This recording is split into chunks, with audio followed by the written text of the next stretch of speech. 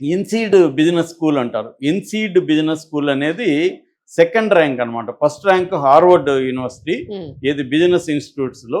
Second వచ్చి INSEAD అనమాట. వీళ్ళు చాలా రకాల బ్రాంచ్లు ఉంటాయి. ఇందులో ఫ్రాన్స్లో ఉండే ఫాంటి బ్లూ అనే ఒక ఏరియాలో ఉండే ఇన్సీడ్ బ్రాంచ్లో ఈఎంఐ ఎంబీఏ గ్రాడ్యుయేషన్లో జాయిన్ అయింది 2020లో. దాంట్లో కూడా అమ్మాయి దాని డిస్టింక్షన్లో డీన్స్ లిస్ట్ అంటారు. డిస్టింక్షన్లో వచ్చిన వాళ్ళకి డీన్స్ లిస్ట్ అని వేస్తారు. ఆ లిస్ట్లోకి ఎక్కిందనమాట. అంత నాలెడ్జబుల్ ఆమె సాధించింది. అంటే చిన్నప్పటి నుంచి రాజశేఖర రెడ్డికి పుస్తకాలు చదివే అలవాటు ఉంది ఆయన వీళ్ళకి రెగ్యులర్గా బుక్స్ ఇవ్వడం, అంటే సెలెక్టివ్గా ఏ పుస్తకాలు చదవాలి ఏమిటి అనేది వాళ్ళకి గ్రూమ్ చేశాడని చెప్తారనమాట.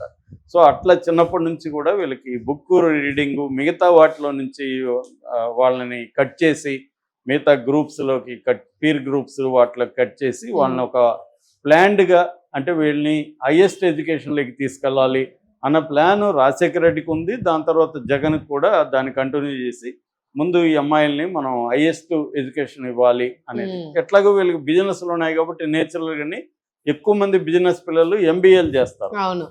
అది కూడా ఎందుకంటే ఇప్పుడైతే స్కూల్ నుంచి కూడా బిజినెస్ స్కూల్, ఇప్పుడు ఫర్ ఎగ్జాంపుల్ మోహన్ బాబు కొడుకున్నాడు విష్ణు, వెరోనిక బిజినెస్ స్కూల్ పెట్టారు. అంటే బిజినెస్ పీపుల్ పిల్లలకి చిన్నప్పటి నుంచే బిజినెస్ ఓరియంటేషన్ లో స్కూల్ ఉంటుంది.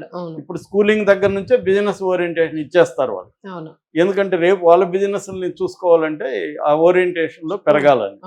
సో అలాగా ఇప్పుడైతే ఇంకా మారింది. సో జగన్ పిల్లలు కూడా బిజినెస్ అడ్మినిస్ట్రేషన్ లోనే ప్రధానంగా ఉండాలని చేశారు.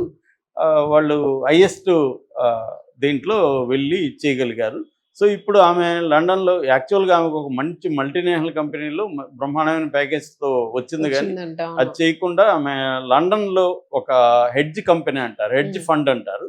హెడ్జ్ ఫండ్ ఏంటంటే పెద్ద పెద్ద దాని ఏమంటారు హైవర్త్ ఇండివిజువల్స్ అంటారు. ఈ హైవర్త్ ఇండివిజువల్స్ లేకపోతే సంస్థలు పెట్టుబడులు పెట్టడానికి ఫైనాన్షియల్ అనలిస్ట్ కావాలి. అంటే ఏ కంపెనీస్లో పెట్టుబడులు పెట్టాలి, ఆ కంపెనీ యొక్క స్ట్రెంగ్త్ ఏంటి, అంటే ఫండమెంటల్స్ అంటారు. ఫండమెంటల్స్ స్ట్రాంగ్గా ఉన్నాయా లేదా, అట్లాగే ఆ సెక్టర్ ఎలా ఉండబోతుంది, ఆ ఇండస్ట్రీ ఎలా ఉండబోతుంది, అంటే micro economics and macro economics, అంటే మైక్రో ఫ్యాక్టర్స్ మ్యాక్రో ఫ్యాక్టర్స్ రెండింటినీ అధ్యయనం చేసి ఈ కంపెనీ 10 ఏళ్ల తర్వాత 20 ఏళ్ల తర్వాత గ్రోత్ ఎలా ఉంటుంది, ఈ సెక్టర్ గ్రోత్ ఎలా ఉంటుంది ఇది అనేది అనలైజ్ చేసి వీళ్ళు అడ్వైజ్ చేస్తారనమాట. దీంట్లో పెట్టండి, దీంట్లో పెట్టండి. ఎందుకంటే వీళ్ళు 500 కోట్లు 1000 కోట్లు ఇలా ఇన్వెస్ట్ చేసేవాళ్ళు కాబట్టి ఎక్స్పర్టైజ్ ఉండాలి వాళ్ళకి.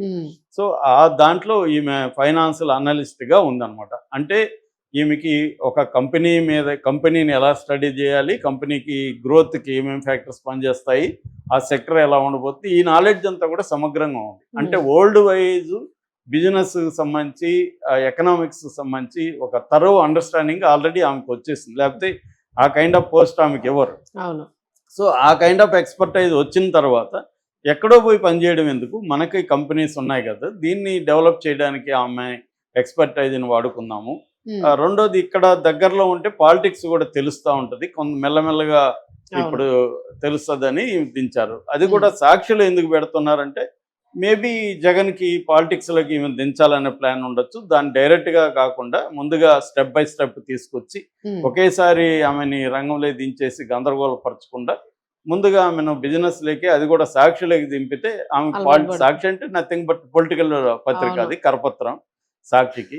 సో సాక్షి అంటే వైసీపీ కరపత్రం అని అందరికీ తెలుసు కాబట్టి, సో దాంట్లో దించితే ఆమె దాన్ని ఒక బిజినెస్ మోడల్గా తీసుకొని ఆమె డెవలప్ చేయడం, దాంతోపాటు ఆమె పొలిటికల్ ఫీల్డ్, ఒక లోకల్ ఫీల్డ్ ఏంటి అదంతా కూడా అర్థమవుతుంది.